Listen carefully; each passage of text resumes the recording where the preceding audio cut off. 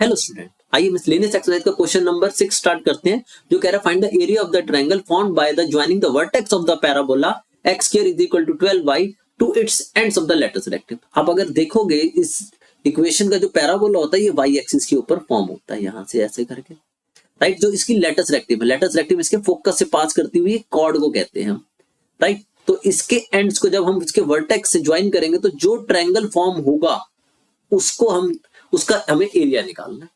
तो एरिया निकालने के लिए हमें ये तीनों कोऑर्डिनेट चाहिए होंगे, वो हम ले लेते हैं। तो आइए देख लेते हैं। हमें लेटस रेक्टिव की लेंथ पता है, टोटल लेंथ कितनी होती है लेटस रेक्टिव की। तो हमारे पहले इक्वेशन ऑफ पैराबोला लिख लेते हैं, जो गिवन इक्वेशन है, इक्वेशन ऑफ गिवन पैराबोला वो हो जाएगी आपकी x square is equal to 12y, right. ये जो होती है जनरल इक्वेशन से हम इसको कंपेयर कर लेंगे। जो जनरल इक्वेशन ऑफ पैराबोला होती है वो होती है 4x square is equal to 4ay।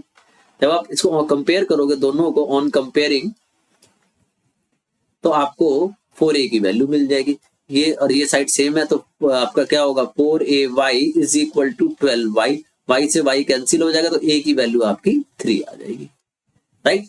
a इस डिस्टेंस को कहते हैं, फोकस वाले डिस्टेंस को। तो ये आ गया आपका 3। अब ये लेटस रेक्टिव है। टोटल लेटस रेक्टिव की जो लेंथ होती है, लेंथ ऑफ लेटस रेक्टिव वो होती है आपकी 4a होगी, मतलब 12 यूनिट। तो ये 12 हो गई, यानी 6 इधर 6 इधर, टोटल 12 है। तो इसके कोऑर्डिनेट हो जाएंगे आपके 6,3। 6 ये वाला डिस्टेंस होगा x वाला, और y वाला 3 हो जाएगा। तो 6,3 आ जाएंगे आपके, राइट। अब अगर ये 6,3 है तो ये हो जाएंगे आपके -6,3, राइट। और ये तो 0 0 होगा ही होगा, तीनों कोऑर्डिनेट मिल गया। अब हम एरिया ऑफ ट्रायंगल का फॉर्मूला लगा देंगे। तो एरिया ऑफ ट्रायंगल, आप चाहो तो इसको नेम दे सकते हैं कुछ a b, और ये तो o कह सकते हो, कोई ओरिजिन है। तो एरिया ऑफ ट्रायंगल ABO, इसका फार्मूला होता है हमारे पास, छोटी क्लास में पढ़ा होगा आपने, half x1 y2 minus y3 plus x2 y3 minus y1 plus x3 y1 minus y2। इसमें वैल्यू डाल देंगे हम सारी के सारी।